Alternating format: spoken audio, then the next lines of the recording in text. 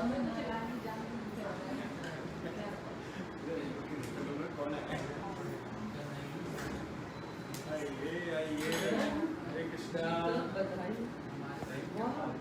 a great welcome for Maharaj. He deserves grander welcome. I think this is what we can do. Hopefully we'll do more for Maharaj if we can. We'll do more.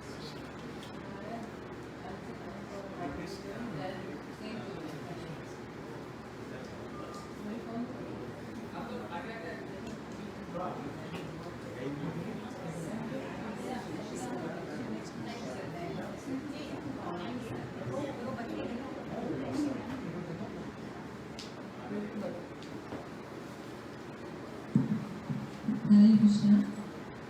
Please follow along the words of verse.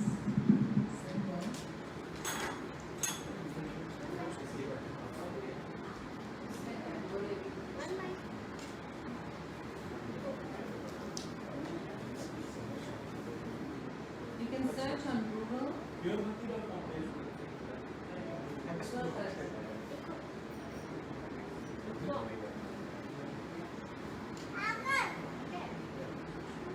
हरे कृष्ण।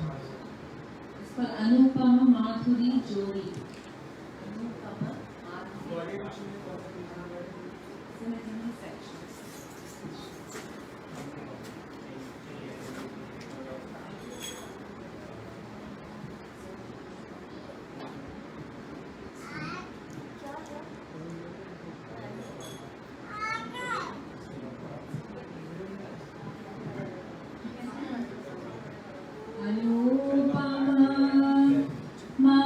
माधुरी जोड़ी हमारी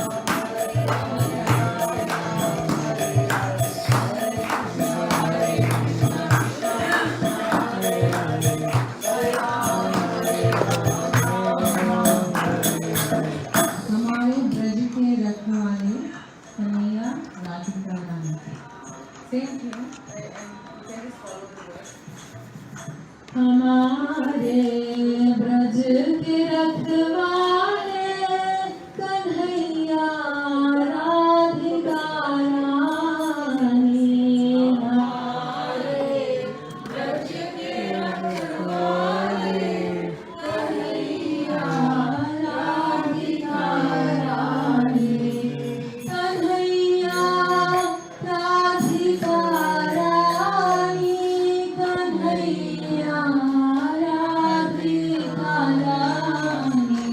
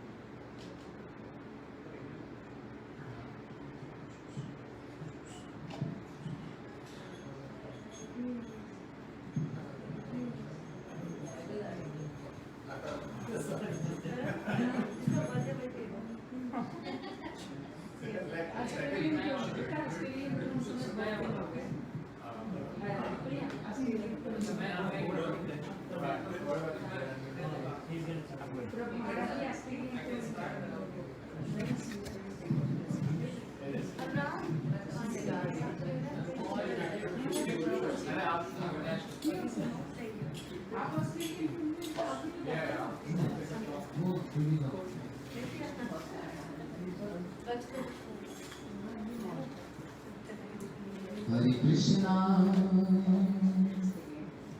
Hare Krishna, Krishna Krishna, Hare Hare,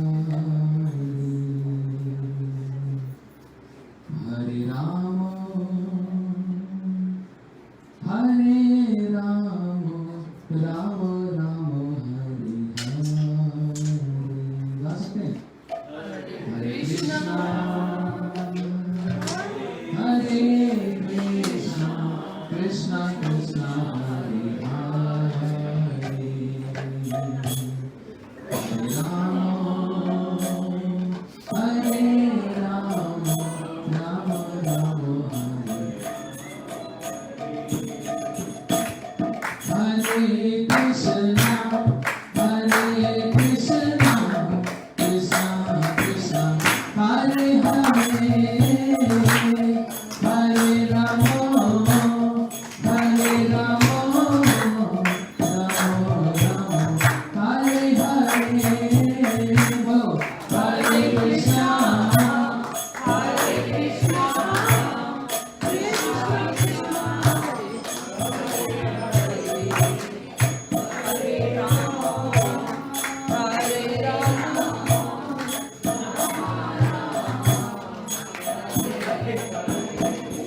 Hare Krishna, Hare Krishna, Krishna Krishna, Hare Hare, Hare Rama, Hare Rama, Rama Rama, Hare Hare, Hare Krishna, Hare Krishna, Krishna Hare Hare, Hare Rama, Hare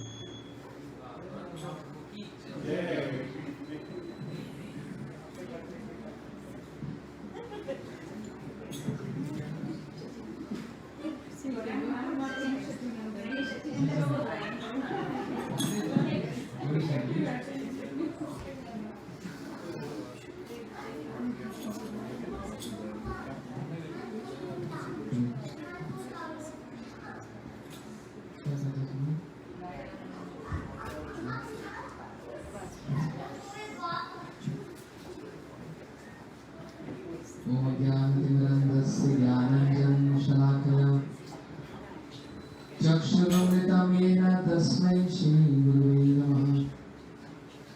गुरुवे गौरचन्द्राय राधिकाय सदानये कृष्णाय कृष्णभक्ताय तद्भक्ताय नमो नमः। संसारदुःखजलदस्य पतितस्य कामः क्रोधाद्रक्तमकृतप्रीतकस्य दुर्वासनस्य निगृतस्य निराशयस्य चैतन्यचन्द्रमम देहि परावलम्बम्। जयतां सुतपङ्गुर्मम मन्दमतिर्गति मत्सर्वस्वदाम्बुजो श्रीराधारमणि। भक्त्या विहीनय अपराधलक्ष्य क्षिप्तस्य कामान्तरानुमध्ये कृपामयि तं शरणं प्रपन्नं वन्दे नमस्ते शरणारविन्दम्। श्रीकृष्ण चैतन्य प्रभु नित्यानन्द श्री अद्वैत गदाधर शिवासादि गौर भक्तवृंद। एक बार सभी बोलिए जोर से, हरे कृष्णा कृष्णा कृष्णा हरे हरे, हरे राम राम राम हरे हरे। क्या बता सुना? आज हम लोग यहाँ पर सब आए, गोपाल जी का सुंदर दर्शन हो रहा है और करण जी का जन्मदिन है और इसलिए इतना सुंदर श्रृंगार किया उनकी धर्मपत्नी ने। तो इसलिए हम लोग कुछ तो इनको देंगे। क्या देना चाहिए? हम इनको कार्ड दे सकते हैं, गिफ्ट दे सकते हैं लेकिन सबसे बड़ी वस्तु क्या है देना, जानते हैं? हम इनको भगवान दे सकते हैं। वो कैसे देंगे? जब हम सब इकट्ठे होकर यहाँ पर बैठकर इस संध्या में हम भगवान का नाम करें और उनकी कथा करें, और इन दोनों के लिए हम भगवान से प्रार्थना करें, गुरुजनों से प्रार्थना करें कि इनका जीवन संसारिक और आध्यात्मिक दोनों जीवन में इनकी उन्नति हो, और उस उन्नति में ये भक्ति में भी आगे बढ़े। हाँ, इसलिए जो ऐसी कामना करता है, जो ऐसा आशीर्वाद देता है, उसको कहा जाता है वेल विशर। तो हम सब इनके वेल विशर बनकर और भगवान से इनके लिए प्रार्थना करके इनको आशीर्वाद देने के लिए सब लोग आए हैं। और वो तभी प्राप्त हो सकता है जब हम भगवान की कुछ कथा को सुने। इसे अभी तक हम लोग कीर्तन सुन रहे थे, बड़े सुंदर सुंदर भजन गा रहे थे हमारे वक्त, और बैठे बैठे यहीं बैठे बैठे वृंदावन का स्मरण आ रहा था। और वो स्मरण में, ध्यान में इस समय गोपाल जी आ रहे थे, क्योंकि गोपाल जी है ना, घर के मालिक तो वही है। ये जो नाम है ना गोपाल, ये सुनने से ही चंचलता, रेस्टलेसनेस, ये इतने बड़े भगवान तो हैं, लेकिन चंचल बहुत है। आप लोगों ने सुना ही होगा, इतनी चंचलता करते हैं कि सबके नाक में दम कर रखा है। किसके? और कौन कर रहा है?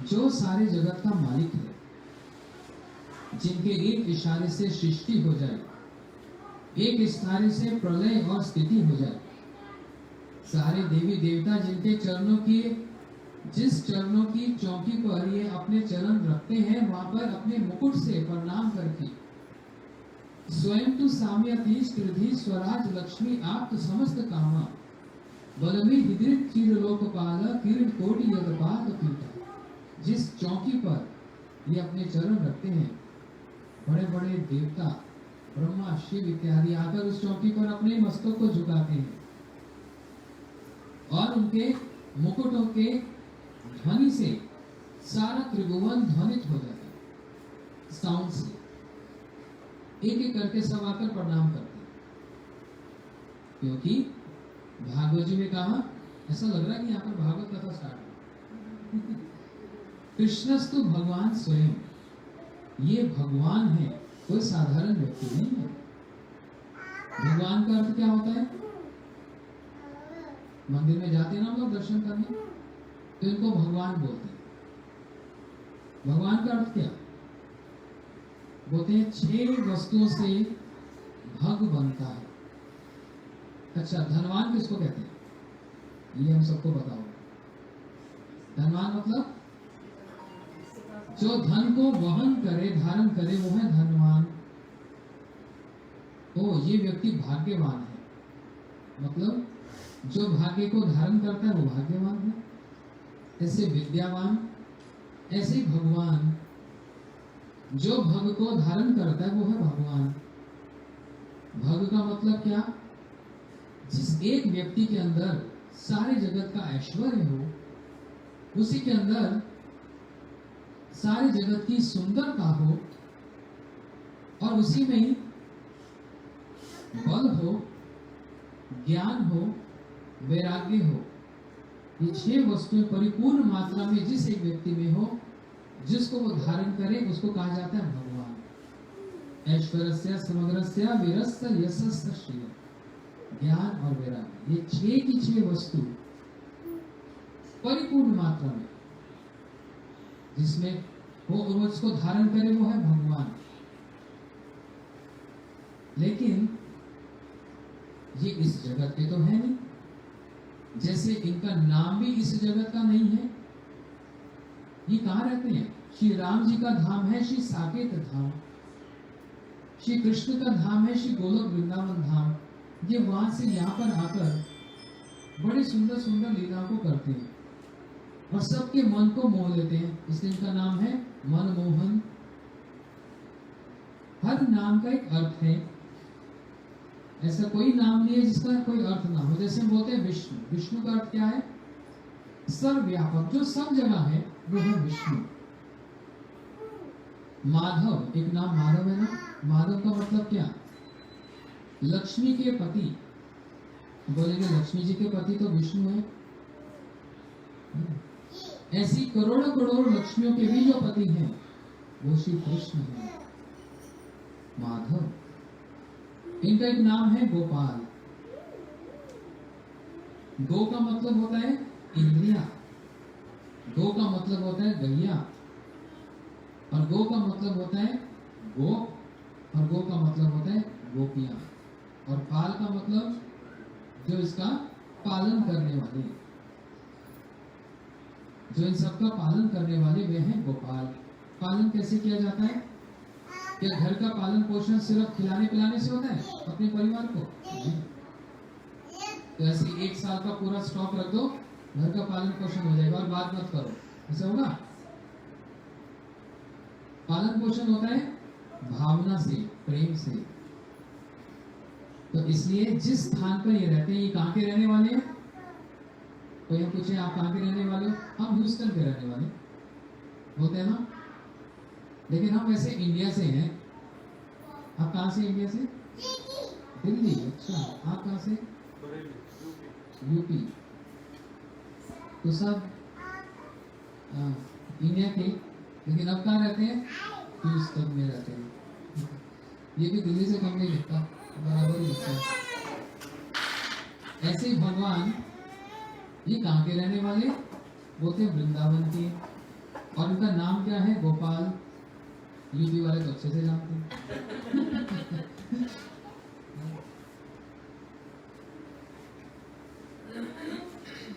यूपी में जितने तीर्थ हैं किसी और स्टेट में नहीं है। अयोध्या से लेकर सब कुछ। तो ये गोपाल क्या करते हैं? देखो, एक तरफ तो ये भगवान है जो सृष्टि स्थिति करने वाले, और दूसरी तरफ ये जानबूझकर, अब मैं बहुत साधारण भाषा में बात करूं, ये जानबूझकर ऐसे हो जाते हैं कि मैं कुछ नहीं जानता और मैं भगवान हूं ही नहीं। ये कहां पर प्रदर्शन हुआ? एकमात्र वृंदावन में ही इस बात का प्रदर्शन हुआ कि मैं भगवान नहीं हूं। वृंदावन से बाहर भगवान हूं, लेकिन वृंदावन के अंदर कोई इनको भगवान ना मानता है ना ये मनवाना चाहते हैं, जबकि इनको भगवान बोलना वहां पर गाली है। जब इनके जो सखा है ना, जब इनको चिढ़ाना होता है, बोलते देखो भगवान आ रहा है और ये कान बंद कर लेते हैं, भैया ये मत बोलो। गोवर्धन उठाया ना, 7 माइल लंबा गोवर्धन उठाया। कितने दिन तक? 7 दिन 7 रात तक गोवर्धन को उठाया। ये सब लोगों ने देखा, लेकिन जब सब कुछ हो गया, इंद्र को डांट फटकार सब कर दी, सभी लोगों ने मिलकर, जितने नंद जी के, इनके पिता नंद जी के जितने थे मित्र, सबने बैठकर, एक जगह है वृंदावन में, ब्रजमंडल में, उसको बोलते हैं बैठान, शेरगढ़ के पास कोसी बैठान, और एक है बैठान वहां आनंद गांव में भी, जहां पर बैठान का मतलब बैठते हैं, सभा लगती थी। तो नंद जी राजा है, ब्रजराज है, बड़े सुंदर सफेद रंग के वस्त्र धारण करके, लाल पगड़ी पहनकर, लाल पटका पहनकर, कानों में सुंदर कुंडल, बगल बंद धारण करके एक राजा के रूप में जब विराजमान हुए, कहते बताओ बताओ क्या बात है? और सारे जितने गोप हैं सब बैठ गए। बोलते नंद जी बड़ी जरूरी बात है, इसलिए यहाँ पर बुलाया। बोलते कहो क्या बात है? बोलते क्वा सप्त खायनो बाला का माद्री विदर्नो ततो न जायते शंका ब्रजनाथ बात होते। हमको ये शंका लग रही है, एक संशय हो रहा है, कहाँ तो 7 कोस लंबा गोवर्धन और कहाँ आपका 7 दिन का बालक। हमको तो ये शंका लग रही है, कहीं आपका बालक भगवान तो नहीं। और जैसे ये बात सुनी, क्या हुआ? अभी कथा सुनो, अभी इधर कुछ मत करो, जो करना कर लो 1 मिनट में। कहाँ लाइट जलानी का बंद करके करो, ये भी नहीं जला बंद क्यों की थी फिर?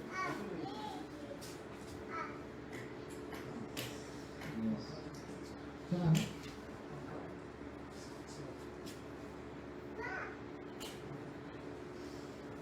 हो गया?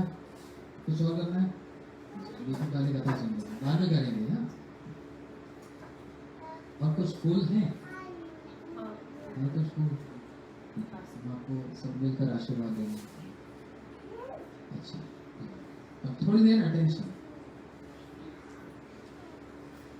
बोलते हैं नंद जी, हमको तो ये संशय लग रहा है, ये बालक नहीं है, भगवान है।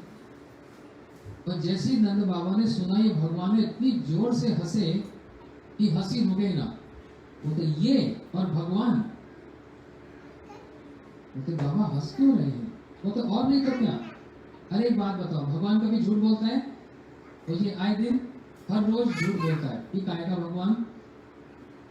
भगवान को कभी चोरी करने की जरूरत पड़ती है? और ये हर रोज चोरी करता है, कभी माखन की चोरी, कभी किसी चीज की चोरी। रोज इसके घर में उलाने आते हैं। उलाने समझते हैं? हाँ? कौन करने आता है? सारी गोपियां ब्रज की, जो उनकी माताओं के समान है, वो सारी कंप्लेन करने आती, उलाने देने आती। यशोदा, तेरे बालक ने इतना उदम मचा रखा है, ओह परेशान करता है, माखन चोरी करके ले जाता है, मटकी भी फोड़ देता है। अरे चोरी कर ले तो ठीक, मटकी क्यों तोड़ता है भाई? तो यशोदा मैया कभी माने ही ना। बोलते हमारे घर में माखन की कमी है, जो तुम्हारे घर में माखन की चोरी करेगा? हमारे घर में 9 लाख गाय हैं, इतना माखन है भरा पड़ा है, इसको चोरी करने की क्या आवश्यकता है? मैं तो तुम्हारी बात पर कभी विश्वास नहीं करती, कभी विश्वास नहीं करती। हाँ, कभी रंगे हाथ पकड़ के लाओगी तो मैं विश्वास करूंगा। और सारी की सारी कहने लगी, यशोदा तूने अपने बालों को बिगाड़ दिया, इतना लाड प्यार भी अच्छा नहीं होता, ये बहुत बिगड़ चुका है। बोलते रंगे हाथ पकड़ के लाओ ना, तो पहचानूंगी, तो मानूंगी। अब ये उसी ताक में है कि किसी दिन ये चोरी करने आए और उसका रंगे हाथ पकड़ो, इसी ताक में लगे। और ये भी कन्हैया भी कम नहीं, जब तक माखन चोरी करना ले इनको चैन का, इनको चैन नहीं। इसलिए जैसे एक नक्षत्र होता है ना, राहु केतु, जिसके पीछे लग जाए बस कोई छोड़ता नहीं। ये कैसे नक्षत्र हैं, ये भी अगर किसी के पीछे लग जाए ना तो फिर ये छोड़ते हैं। मतलब पीछे लगना वाला गलत वाला नहीं। तो एक गोपी थी, उसका नाम था प्रभावती, किसी का ऐसा नहीं। उसके पीछे ऐसा लग गए, बस परेशान कर दिया। और ये कभी कारण से और कभी बिना कारण के यशोदा मैया उलाहना देने आ जाए। बिना कारण के क्यों? बोलते इसके बिना मन नहीं लगता। कन्हैया को दिन में एक बार देख ना ले तो मन ना लगे, और किसी बहाने से उलाहना लेकर आ जाए, यशोदा यशोदा ये तेरा कन्हैया कहाँ है? ये बोलते किया क्या? वो सोचने लग जाए क्या बोलूं, किया क्या, लेकिन है कहाँ? सामने आएगा तो बताऊंगी ना। तो बुलाना किस लिए? उसको देखने के लिए, क्योंकि मन नहीं लगे उसके बिना। ऐसे लग गए प्रभावती के पीछे कि इसके घर में जाएं, चुपचाप माखन की चोरी करें और फिर दौड़कर चले जाएं। और ये शोर मचाती मचाती चिल्लाती हुई यशोदा मैया के घर में आ जाए। यशोदा तेरे बालक ने चोरी की।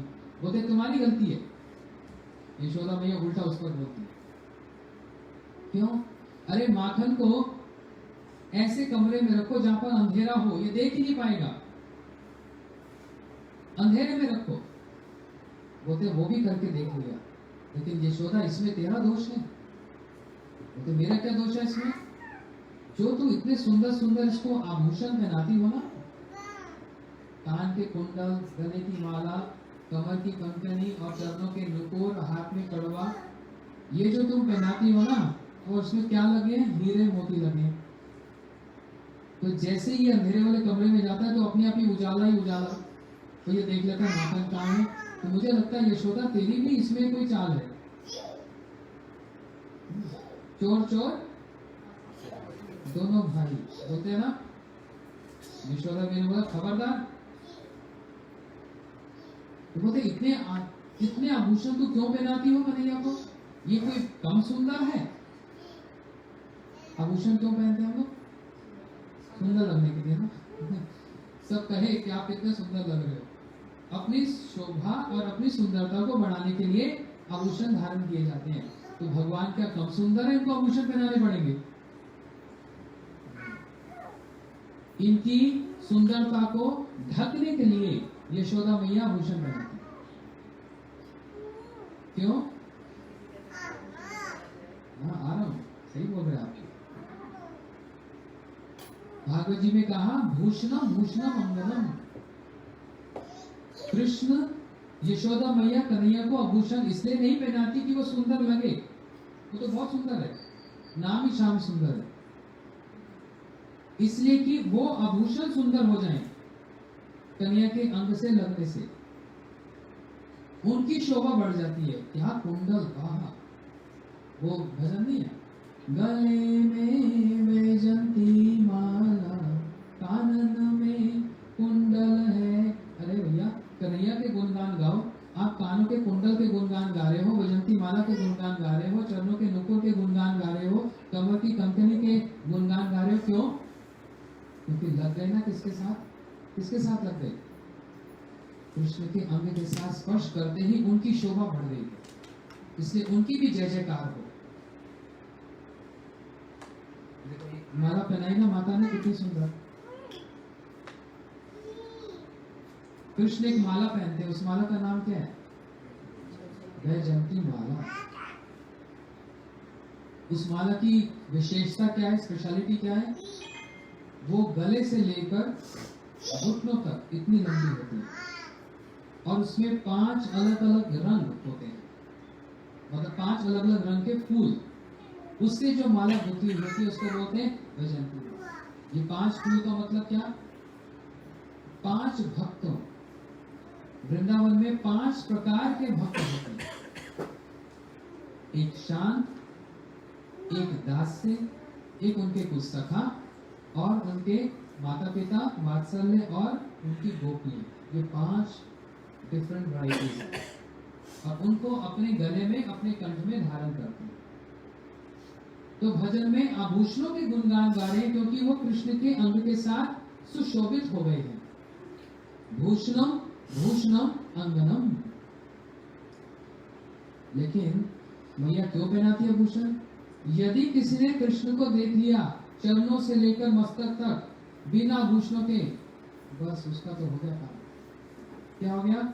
उसको देखने से ही बेहोश हो जाएंगे, मूर्छा आ जाएगी। कभी किसी सुंदरता को देखकर ऐसा लगता है बार बार इसको देखते रहो। कन्हैया की सुंदरता ऐसी कि एक बार एक किसी अंग में नेत्र लग जाए तो वहां से हटने का नाम ना ले। राधा जी के पास उनकी सखी आकर बोलती है, राधे आज मैं कितनी सौभाग्यशाली, आज मैंने कन्हैया श्याम सुंदर का पूर्ण दर्शन कर लिया। ये सुनकर राधा जी रोने लग जाए, कहने लगे सखी तुम तो कितने भाग्यशाली हो, तुमने कृष्ण का पूर्ण दर्शन कर लिया, मैं आज तक नहीं कर पाई। कितनी बड़ी बात है, मैं आज तक नहीं कर पाई। बोलती ये क्या कह रही हो राधे? बोलती हाँ, क्योंकि यदि उनकी एक नेत्र को देखती हूँ तो मेरी सारी दृष्टि उस नेत्र पे आ जाती है, वहां से हटने का नाम ही ना ले। फिर मैं बाद में सोचती हूँ, हाय हाय दूसरा नेत्र क्यों नहीं देख लिया। जब मैं उनके एक हाथ को देखती हूँ, एक हस्त को देखती हूँ, तो मेरी दृष्टि वहां से बढ़ जाती है कि वहां से हटने का नाम ही ना ले। इसलिए मैं कभी कृष्ण को पूर्ण देख ही नहीं पाई आज तक। भूषणम भूषणम अंगनम, एक जगह जहां दृष्टि लग जाए वहां से हटने का नाम ना ले। इसलिए मैया यशोदा मैया कन्या को इतने सारे भूषण इसलिए पहनाती हैं कि उनकी शोभा ढक जाए, क्योंकि पूर्ण यदि किसी ने देख लिया वो तो मूर्छित हो जाएगा। और मैया नहीं चाहती वहां पर चले और सब जगह कोई गिरते फिरते जाए। सब लोग, एम्बुलेंस चलती है ना, उसके ऊपर लाल बत्ती होती है, उसका मतलब क्या होता है? हट जाओ हट जाओ हट जाओ, इमरजेंसी है, राइट। इसलिए ये सिर पे क्या धारण करते हैं? यशोदा में पहना देती है उसको। और जब जमुना जी की लहर, जमुना जी से जो मंद मंद वहां पर वायु प्रवाहित होती है, वो मोर मुकुट जब झलमल ऐसे झलता है तो it's like a red light, VIP light, कि सावधान हो जाओ। और ध्यान से किसने यदि स्वरूप को देख लिया तो बस ना घर का रहेगा ना बाहर का रहेगा, इसी का ही हो जाएगा। इसलिए वो सिग्नल है, लेकिन वास्तव वो प्रेम का प्रतीक है, क्योंकि जितना ये प्रेम निभाना जानते हैं उतना कोई नहीं जानता। देखने में लग रहा है ये भगवान है और ये इंजॉय करते हैं, भोगते हैं, वास्तव में ये सेवा करते हैं, अपने ब्रजवासी की सेवा करते हैं। और सारे सृष्टि में सबकी एक प्रकार से सेवा ही करते हैं, सबका पालन पोषण करना सेवा ही होती है। घर में जैसे माता पिता वो बच्चे की सेवा करते हैं ना, बच्चा माता पिता की सेवा करता है, बताओ तो। माता पिता बच्चे की सेवा करते हैं, राइट, लेकिन बच्चा भी करता है। कैसे? माता पिता तो पालन पोषण करके बच्चे की सेवा करता है, ठीक है, और बच्चा, उससे हमको क्या मिलता है? माता पिता को सुख मिलता है, उसके नटखट उसकी तोतली भाषा को सुनकर आनंद लगता है कि नहीं हृदय में? तो वो आनंद जब वर्धित होता है, बढ़ता है, प्रसन्नता मिलती है, वो क्या है? वो बच्चा हमारे इमोशंस को बढ़ाता है, सेवा करता है। इसलिए भगवान होकर भी क्या करते हैं? गोपाल, सबका पालन पोषण करते हैं। आज प्रभावती का भी पालन पोषण कर रहे हैं, उसकी भावना को बढ़ाना, उसको भावना को बढ़ाकर सुख देना, वास्तव में यही पालन पोषण है। इसलिए विचार कर रही है कि कन्हैया को कब मैं रंगे हाथ पकड़ूं और कन्हैया माखन खाकर भाग जाए। एक दिन चुपके चुपके आकर जो माखन खा रहे मटकी में हाथ डालकर,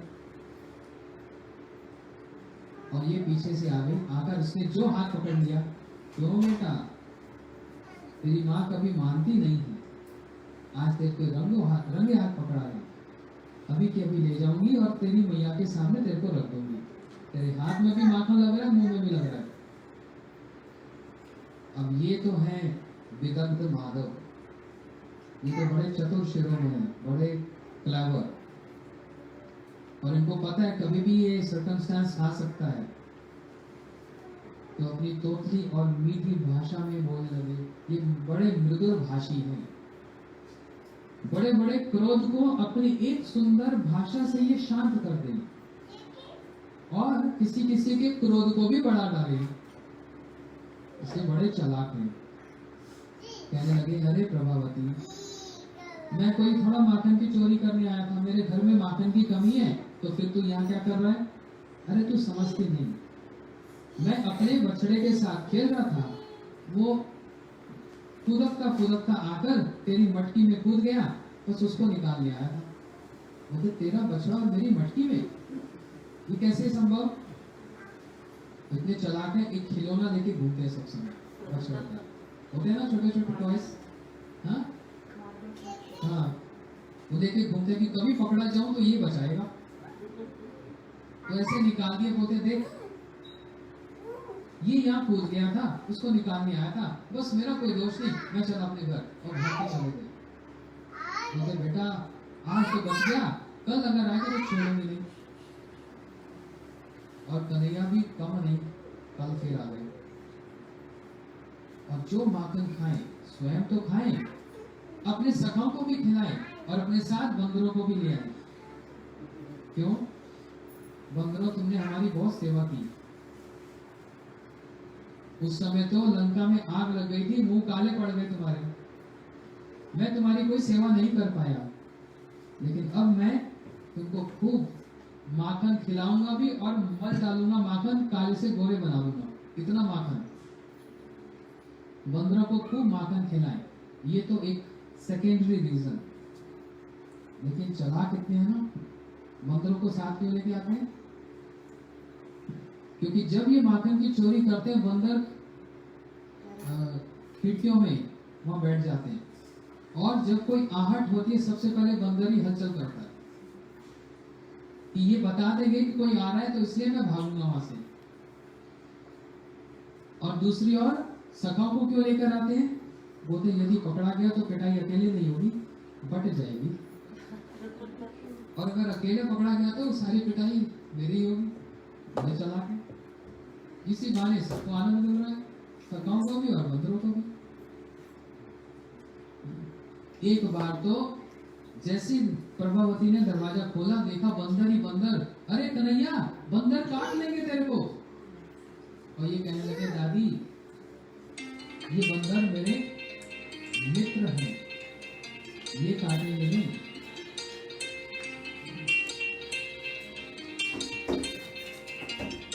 ये मेरे मित्र हैं, ये काटेंगे नहीं।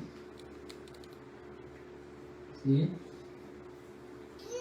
ऐसे माखन की चोरी करें।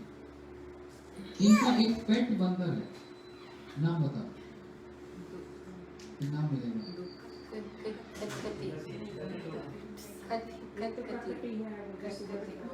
कृष्ण का बंदर तुमको मिलेगा, आपको नहीं, पहले उसको। कृष्ण का पेट बंदर, उनका नाम दधी लोबा है। सब समय उनके साथ रहते हैं। नाम ही बहुत अच्छा, दधी लोबा, दही का लोभी और माखन का लोभी, खूब माखन खाएं। तो आज फिर प्रभावती ने पकड़ लिया। बोलते लाला, आज तो तेरा वो बचने वाला बहाना नहीं चलेगा। बोलते नहीं, मैं तो बहाना बनाता हूँ। तो आज तो तू माखन खा रहा है ना, तेरे मुंह में भी लग रहा है। अरे तू समझती नहीं, मेरी मैया को जाके तू समझा। इतने भारी भारी हाथ में कंगन पहना देती है, उसमें हीरे मोती लगे हैं, मेरा हाथ गर्म हो गया, ठंडा करने के लिए तेरी मटकी में माखन में हाथ डाल रहा तो ठंडा हो जाए। और मुंह में कैसे लग गया? बोलते बस ऐसे ठंडा कर रहा था, ऐसे लग गया। और ये बोलकर फिर भाग गए। ये सोचने लगी, मैं इसकी बातों में क्यों आ जाती हूँ, तो रंगे हाथ पकड़ना था, मैं भूल जाती हूँ। अच्छा, कल मैं अपने आप को संभालूंगा। इनको देखकर और इनकी कथा को सुनकर यदि कोई संभल गया तो उसने कथा सुनी है। इनको देखकर और इनकी कथा सुनकर जो संभल नहीं आया, वही वास्तव में कथा सुनना। समझ रहे? इसलिए ये अब विचार करने लगी, मैं संभल के रहूंगी। और ये भी अगले दिन फिर आए, आकर फिर माखन की चोरी कर रहे, बड़े मजे से खा रहे। प्रभावती धीरे धीरे धीरे आकर अंदर गई और जो हाथ पकड़ा, बोलते लाला, आज तो कोई बहाना नहीं चलेगा और मैं भी समझी हुई हूँ। मेरा पूरा ध्यान इस समय मेरे में है, तेरे में नहीं लगाऊंगी। कहाँ तेरे में ध्यान लग गया? तो बस। अच्छा, भगवान में भी बहुत से लोग ध्यान लगाते हैं ना। ये इतने बड़े भगवान हैं, लेकिन जब छोटे से बच्चे, जैसे वो बच्चा है ना, जब बच्चा घुटनों बल रेंगता है, वो चल भी नहीं पा रहा। जब ऐसे चलते हैं तो वो हमारे इंडिया में दहलीज होती है ना, पहले होती थी, अब तो वो भी नहीं रही। थ्रेशोल्ड वो पार करके जाते हैं, जैसे मंदिरों में भी। तो पेट के बल चलते चलते चलते दहलीज पार करके बाहर जाना चाहते हैं, लेकिन क्या करें, दहलीज पे लटके रह गए। अब इतना भी बल नहीं है कि ना अंदर आ सकते ना बाहर आ सकते। दहलीज पे ही लटके हुए। ये देखकर नारद जी हंस रहे और फिर रोने लगे। उनके साथ उनके मित्र हैं, उनका नाम पर्वत मुनि, हमेशा नारद जी के साथ रहते हैं। बोलते आप पहले हंसे फिर रोए, क्या देखकर हंस रहे हैं? बोलते इनको देखकर हंस रहा हूं। ये कैसे हैं? इनका नाम है लटकन ब्रह्म। है तो ये ब्रह्म, लेकिन आज लटके हुए, नाम ही क्या पड़ गया? लटकन ब्रह्म। कि इतना बड़ा जगत का मालिक आज इतना भी बल नहीं है कि बाहर दहलीज पार कर जाए। ये देख के तो हंस रहा हूं। बोलते रो क्यों रहे हो? बोलते उन लोगों पर दया आ रही है, रो रहा हूं जो इनकी कथा सुनकर और इनका नाम करके भी इनसे आसक्ति नहीं जोड़ पाए, उनको देखकर मेरे को तरस आता है, और तरस आने पर रोना आता है कि इतनी सुंदर लीला करने वाले उसके प्रति कोई भी अट्रैक्शन नहीं है। वास्तव में जो one who is the source of all attraction, उनका नाम ही क्या है? क्या नाम है इनका? कृष्ण। कृष्ण का मतलब क्या? ऑल अट्रैक्टिव वन, आकर्षण, जो अपनी ओर आकर्षण कर ले, ऐसे कृष्ण। तो आज तो प्रभावती बोलते आज तेरे को भागने का कोई मौका नहीं दूंगी। पकड़कर जोर से ले जाने लगी। क्या हुआ? आंगन में देखा मेरा बच्चा सो रहा है और मैं घर में नहीं होंगी, और ये उठा और मेरे को नहीं देखेगा, ये तो रोएगा। इसको पहले दूध पिला दूं, अच्छे से चैन की नींद सुला दूं, फिर कन्या तेरे को लेके जाऊंगी तेरी माँ के पास। लेकिन इतने में तू भाग जाएगा तो क्या होगा? इसलिए तेरे को मैं कहीं आंगन में कहीं बांध देती। इसने क्या किया? वो एक पहनते ना लेडीज जोड़े में, रिबन, रेशमी डोरी वो निकाली और चल कन्या तेरे को मैं बांध देती, चल बांध देती हूँ। और ये तो फिर शुरू हो गया। एक बात बता प्रभावती, तेरे को बांधना आता है? तूने कभी किसी को बांधा? तो आता तो नहीं है, तो मैं तेरे को सिखा सकता हूँ। मैं तो बहुतों को बांधता हूँ। अच्छा, तो कैसे सिखाएगा? ये डोरी मेरे को दे। ये तो फिर असेंबली सी हो गई, बातों में आ गई और डोरी कृष्ण के हाथ में दे दी। गोपाल जी कन्हैया कहने लगे देख सीधी खड़ी हो जा और एक एक स्टेप देखती रह, एक एक स्टेप, पूरा ध्यान नहीं पर दे और किसी पे ध्यान मत दे क्योंकि डिस्ट्रैक्ट करना चाहते हैं। देख ये खंबा है और खंबे के साथ खड़ी हो जा, और ये देख ये खंबा और तेरे मोटे मोटे खंबे जैसे हाथ, साथ में टीज भी कर ले और हाथ ऊपर कर ऐसे ऐसे पूरे, और इसने हाथ ऐसे करे। देख स्टेप नंबर 1, तू खड़ी है ना, हाथ ऊपर है ना, बोलते हाँ, हिलियो मत। और ये डोरी है, ये एक राउंड, ये 2 राउंड, ये एक जोड़ और ये दूसरा नॉट, समझ गई ना? बोलते हाँ। बोलते कन्हैया तू तो बड़ा अच्छा बांधना जानता है। बोलते मैं तो सबको बांधता हूँ, तो अब खोल। बोलते खोलने के लिए थोड़ा बांधा है, खड़ी रहे सारा दिन यहाँ पर, मैं चल अपने घर। यूं ठेंगा दिखाए और भागकर चले गए। और ये तो चिल्लाती लगी कन्हैया अगर तू कल आया तो तेरे को नहीं छोड़ूंगी। और इसने इन्होंने भी भागते भागते कह दिया चैलेंज करती है तो तेरे ही घर कल आऊंगा।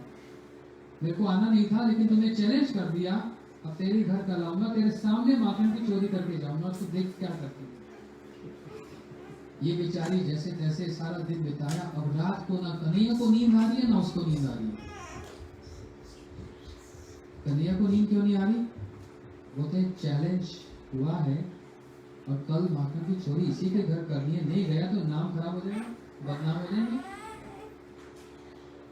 लेकिन कैसे जाऊं, कौन से रास्ते से जाऊं, क्योंकि वो भी अलर्ट होगी और वो भी सारी रात सो नहीं पा रही, वो भी सारी रात सो नहीं पा रही। ये आएगा तो कहां से आएगा, और पूरी अलर्ट है। ये इतने चालाक है, पूरा प्लान कर लिया क्या किया? सुबह सुबह ब्रह्म मुहूर्त के समय में, सूर्य उदय से पहले ब्रह्म मुहूर्त के समय में आए और क्या कर रहे हैं? जहां पर माखन रखा है ना, वहां नहीं जा रहे, क्योंकि इसका ध्यान तो वहीं लगा हुआ है, आवाज तो वहीं से आएगी। ये ऑपोजिट डायरेक्शन में चले गए और वहां पर गाय और बछड़े सब बने हुए, घर घर में गाय बछड़े होते हैं। इन्होंने क्या किया? कुछ नहीं, बस बछड़े की रस्सी को खोल दिया, और जब बछड़े को खोल दिया जाए तो कहां जाता है? अपनी माँ के पास जाएगा। तो माँ के पास जाकर दूध पीने लगा, तो आवाज वहां आ रही है और ये जाग गई, आ गया, यहां से आवाज आ रही है, जहां से आवाज आ रही है उसी डायरेक्शन पे भागी, और ये तो बड़े आराम से दूसरी डायरेक्शन में जाकर माखन खाए, क्योंकि उसको वहीं उलझा दिया ना बछड़े और गैया के साथ। ये विचार करने लगी है, ये बछड़ा खोला तो खोला किसने? अरे कन्हैया! तब दौड़ी माखन वाले कमरे में, और कन्हैया तो माखन खा रहे थे, तू इतनी जल्दी कैसे आ गई? और प्रभुवती ने हाथ पकड़ लिया। जैसे हाथ पकड़ा, बोलते हैं आज तो बांधने का कोई मौका नहीं दूंगी, और अब तो मेरे को बांधना भी आ गया, तू चिंता मत कर, अभी के अभी लेके जाऊंगी, भले मेरा बच्चा रोता है तो रोने दे। हाथ पकड़कर और अपना घूंघट ऐसे ले लेते हैं, होता था ना पहले, अभी भी वृंदावन के गांव में अभी भी वही रीति है। घूंघट लेकर जो कन्हैया का हाथ पकड़ के जा रही है, कन्हैया ने सोचा आज तो फंसा मैं, और पिटाई होगी भैया से, तो उसका जहाँ बच्चा सो रहा था ना, उसको जोर से चींटी मारी, और वो जागा और आंख बोलते बोलते देख रहा है मेरी माँ कन्हैया को कहीं लेके जा रही है। कन्हैया ने सिर्फ इतना कह दिया, आजा आजा, और वो आंख मारते मारते आ गया। कन्हैया मेरी माँ कहाँ लेके जा रही है? बोले सच्ची बोलूं कि झूठ बोलूं? बोले झूठ का क्या मतलब, सच बोल। सच बात तो ये है, तेरी माँ मुझसे जितना प्रेम करती है तेरे से नहीं करती। बोलते वो क्यों? बोलते एक बात बता, आज तक तेरे विवाह की बात की, तेरी शादी की बात की? बोलते नहीं, आज तक तो नहीं की। बोलते देख मेरा हाथ पकड़ के ना उस गांव में ले जा रही मेरी शादी रचाने।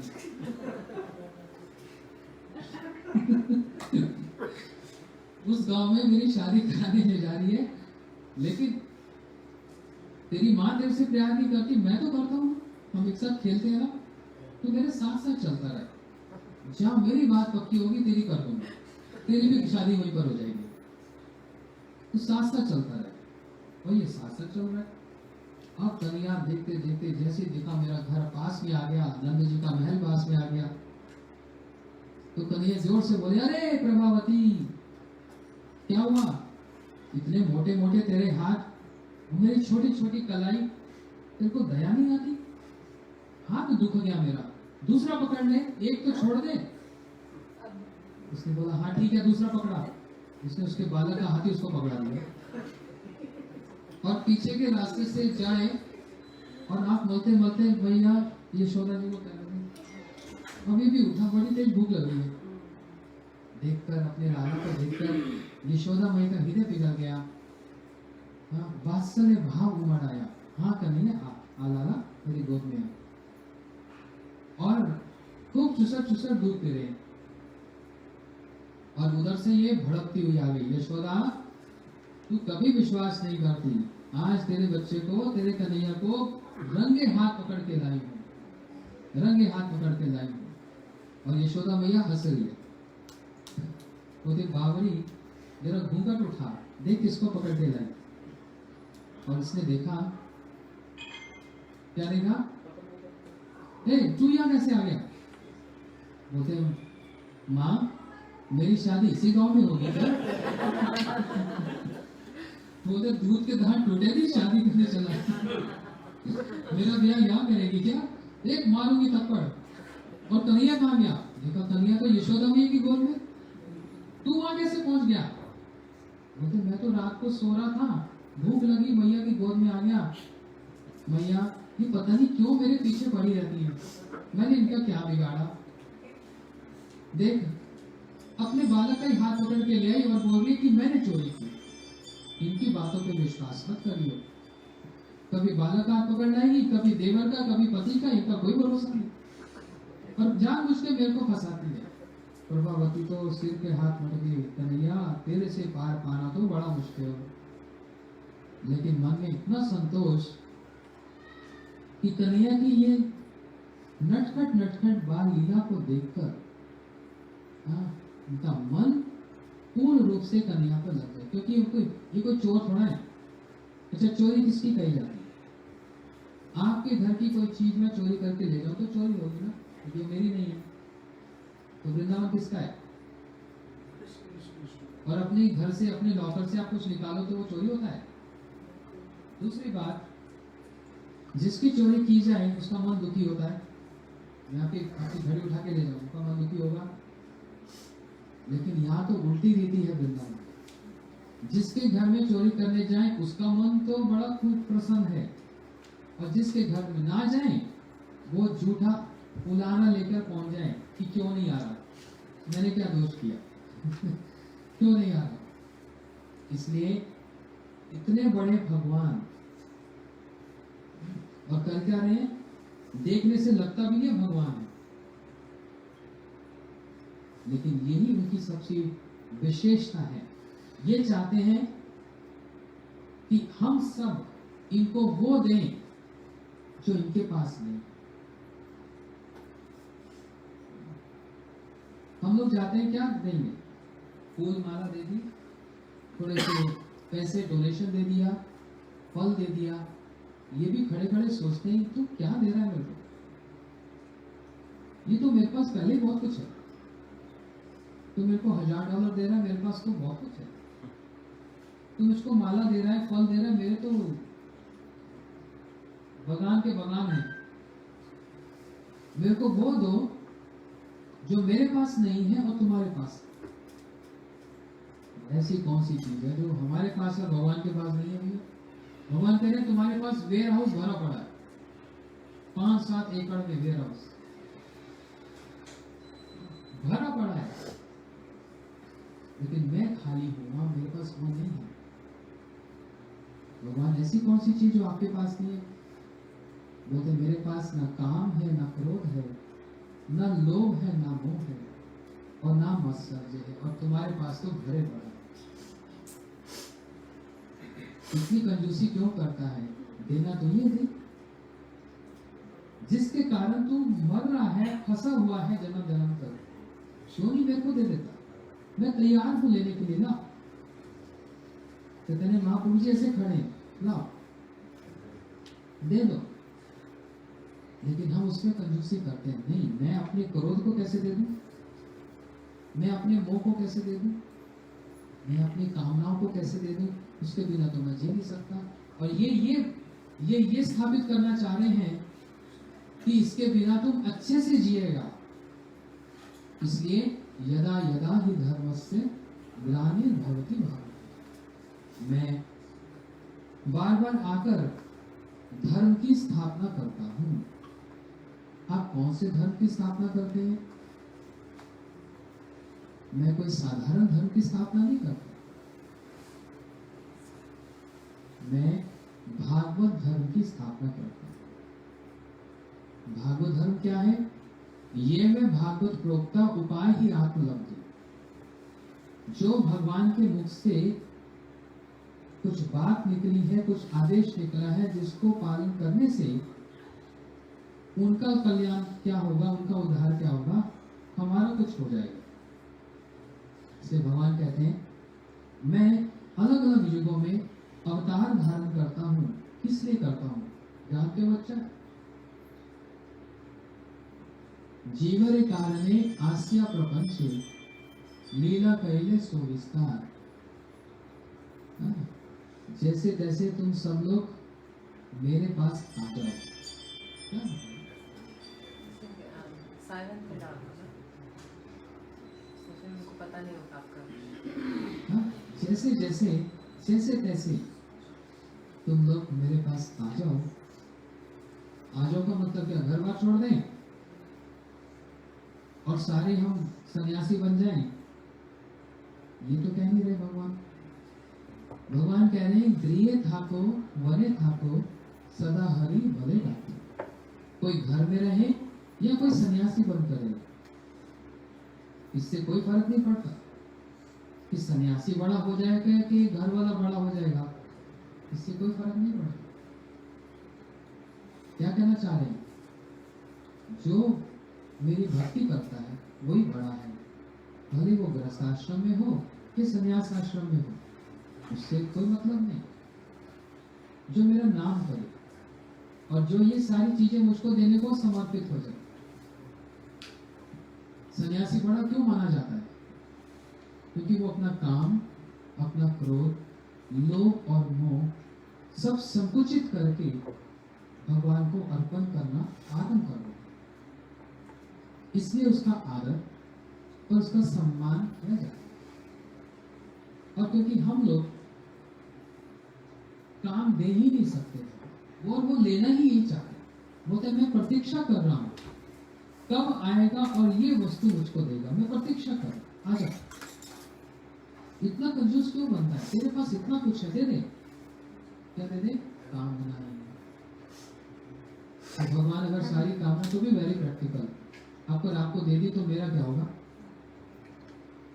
बोलते आप तो मेरा मतलब नहीं समझ रहे। काम कृष्ण कर्म अर्पणे, कामना हो परंतु मुझको अर्पण करके करो ना। तुम बाजार से फल लेकर आए मार्केट से, तो 5 मिनट लगते हैं, मुझको भोग नहीं लगा सकते। मैं तुम्हारी भावना को खा लूंगा और भावना को खाने के बाद मैं तुमको प्रसाद भी दे दूंगा। चिंता मत करो, मां सोचा, डरो नहीं, तुमको प्रसाद भी मिलेगा। मैंने तुम्हारी भावना को एक्सेप्ट किया। ऐसे बहुत सारी कामना हो।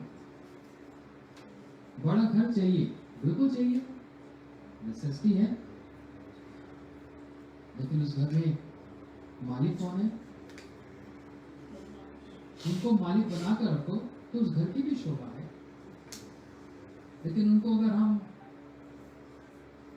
यहाँ नहीं, मैं इंडिया की बात बोल रहा हूं, जहां पर पूरा घर सेटिंग हो जाता है ना, और फिर कोई एक खाली सा कोना मिलता है सीढ़ियों के नीचे, हाँ ये यहाँ पर हम ना सोफा रख सकते हैं, ना चेयर रख सकते हैं, ना यहाँ पर खा सकते हैं, सीढ़ी के नीचे जगह खाली बची है, चलो मंदिर वहीं बना।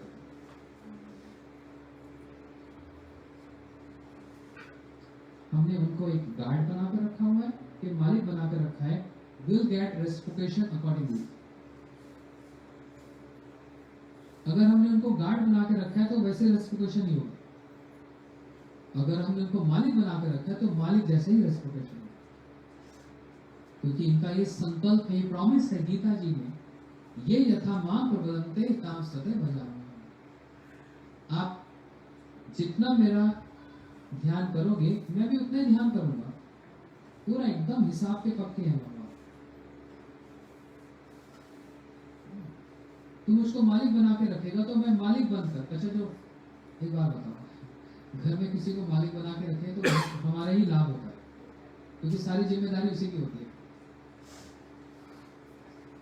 जो मैं कह रहा हूं आपको एक प्रैक्टिकल एग्जांपल बताता हूं।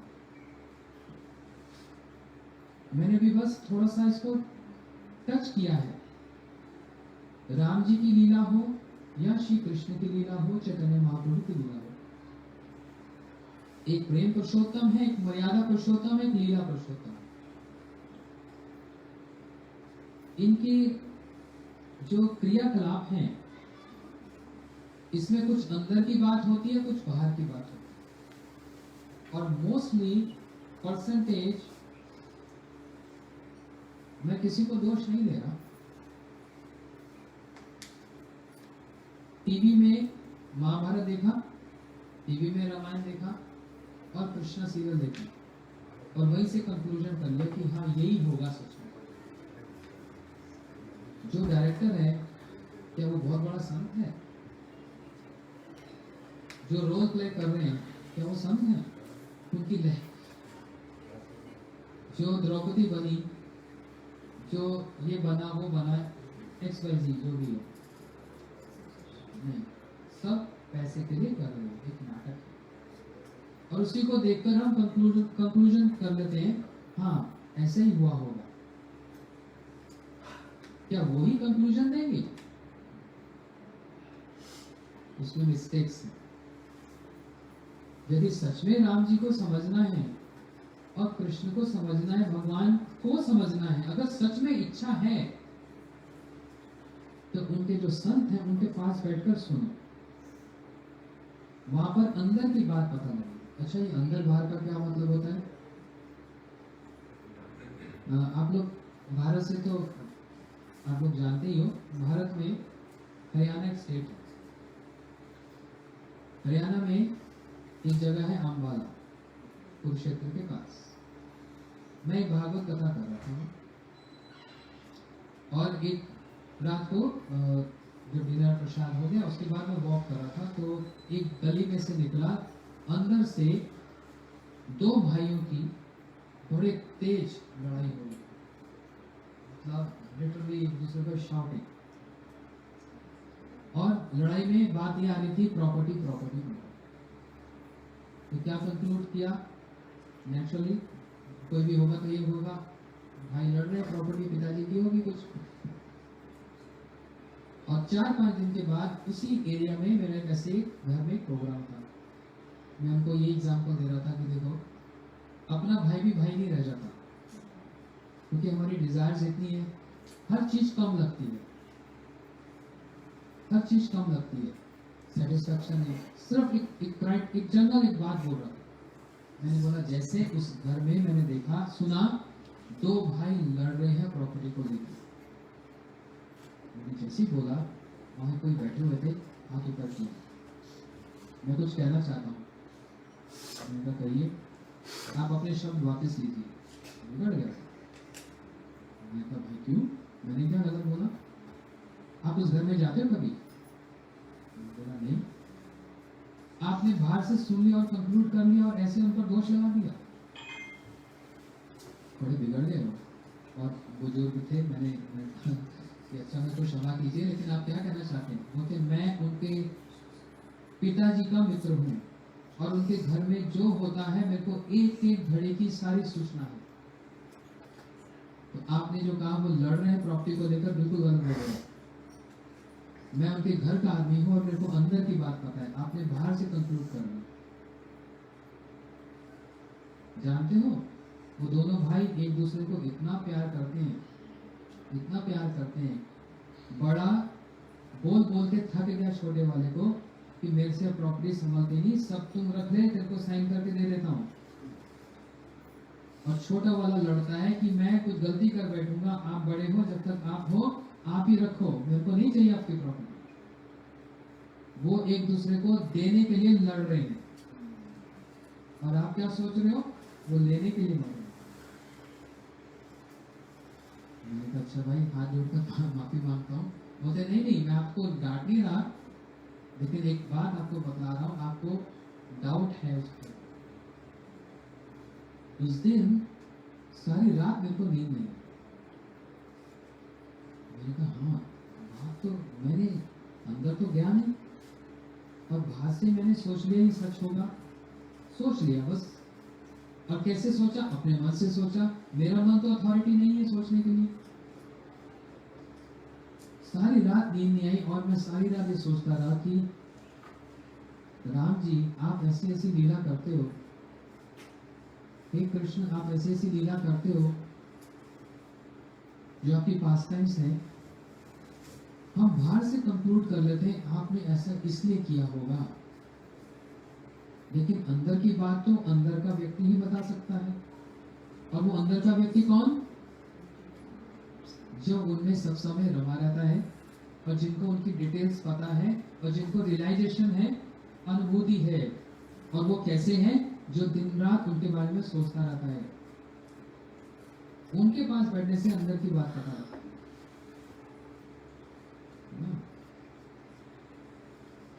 जैसे सीता जी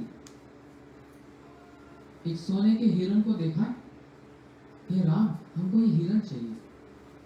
राम जी बोल भी रहे, नहीं सीता, ये जंगल है, यहाँ पर राक्षस असुर क्या रूप धारण करके आ जाए, तुम हिरण की चिंता मत करो। नहीं, हमको वो सोने का हिरण चाहिए। सीता जी इतनी आसक्ति दिखा रही उस हिरण के लिए, ऐसी बस वो सीता जी जो जिनको वन में जाना बनता ही नहीं था, उनके लिए तो नहीं था, सबने रोका भी, लेकिन तब भी सीता जी जाना चाह रही। तो जहां राम वहीं मैं। उनके चरण इतने कोमल हैं सीता जी के कि कमल के पुष्प के ऊपर भी चरण रखती है तो उनको आघात होता है, उनको पीड़ा होती है। लेकिन सारे अपने श्रृंगार छोड़कर, साधारण बनकर उन कठोर पथ पर, उन मार्गों पर सीता जी चल रही है, क्योंकि राम जी के साथ रहना चाहती है। इतना जो सब कुछ त्याग कर गई, उनको बस एक सोने के हिरण ही चाहिए।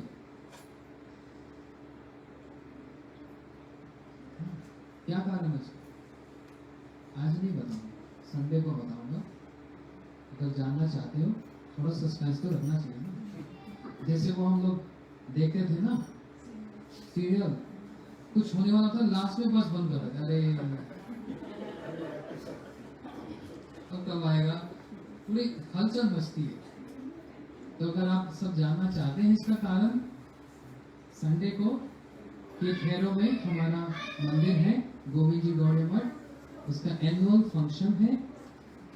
उसमें आपको हाथ जोड़कर हम वहाँ के हमारे मंदिर के सब लोग आए हैं, और करण के जो रिश्तेदार और जो मित्र आए हैं, आपको हम्बली रिक्वेस्ट करते हैं आप संडे को वहाँ पर आइए।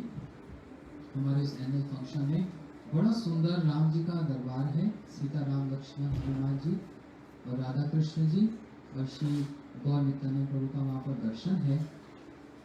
बड़ा सुंदर श्रृंगार होता है। जितनी बार आप संडे को आओगे, आप नया श्रृंगार मिलेगा, और इतना सुंदर एकदम अनोखा है। ट्रस्ट में, एक बार आकर देखो। तो उस दिन सुबह हवन होगा, कितने बजे? 9 बजे हवन होगा, और फिर उसके बाद कीर्तन और थोड़ी सी कथा होगी। मैं कथा करूँगा, थोड़ी सी इस बारे में चर्चा करूँगा, और फिर उस दिन भंडारा होगा, आरती होगी, और फिर फीस्ट है। आप लोग वहाँ पर रहिए, ये सस्पेंस तब तक रहेगा। तो बस बोलो श्री वृंदावन बिहारी लाल की जय। आप सबका धन्यवाद, थैंक यू सो मच। और करण जी का और शीतल का, माय गुडनेस, ये देख लो कितना सुंदर, ये शीतल का काम। एक बार जोर से सब मिलकर ताली बजाइए।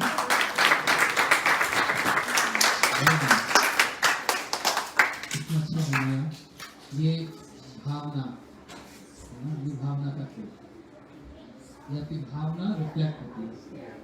Very nice. अच्छा, आप इधर आ जाओ, दोनों ही आ जाओ, और फूल दे दो प्लीज थोड़े से।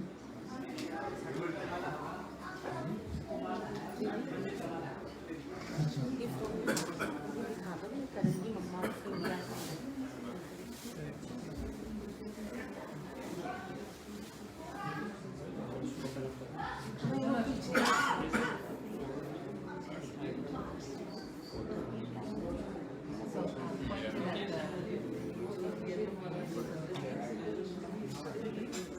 आप लोग सब आगे आइए please, for 1 minute, everyone please come here, please come forward, we are going to shower flowers on Karan.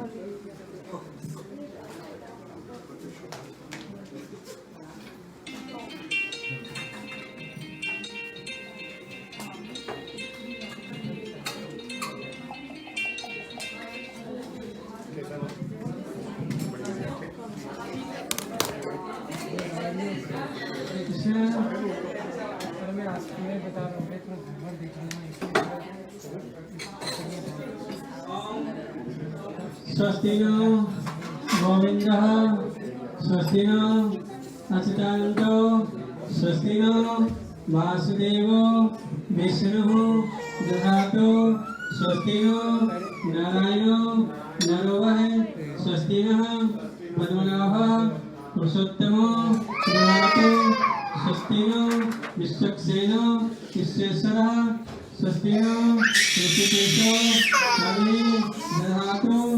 स्वस्ति नो वैतेयो हरि स्वस्ति नो अंजनसुतो मनु भागवतो ददातु स्वस्ति स्वस्ति श्रीमन्देकेशो महान श्री कृष्ण सच्चिदानंद सर्वेश्वरेश्वर ददातु कृष्ण करोतु कल्याणं कंस कुंजर केसरी कालिंदी जलकलोला कोलाहल कुतूहल माधव माधव वाची माधव माधव यदि स्मरन्ति साधवः सर्वे सर्वकार्येषु माधवं लाभस्तेषां जयस्तेषां कुतस्तेषां पराभो तेषां इन्द्रियश्यामो जस्तो जनार्दनः मंगलम भगवान वैष्णव मंगलम मधुसूदन मंगलम ऋषिकेशोयम मंगलाय तनोहरि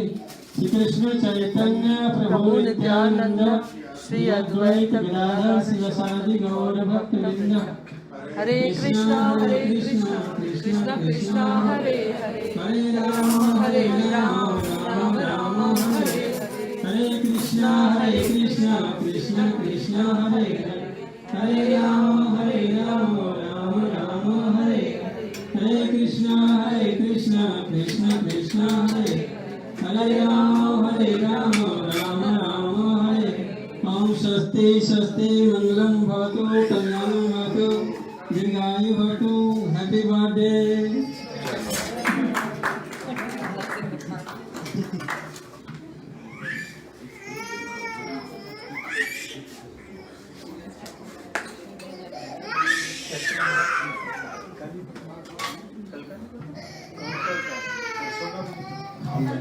हरे कृष्ण कृष्ण हरे राम हरे राम अभी सभी प्रसाद लीजिए महाप्रसाद की कांग्रेचुलेशन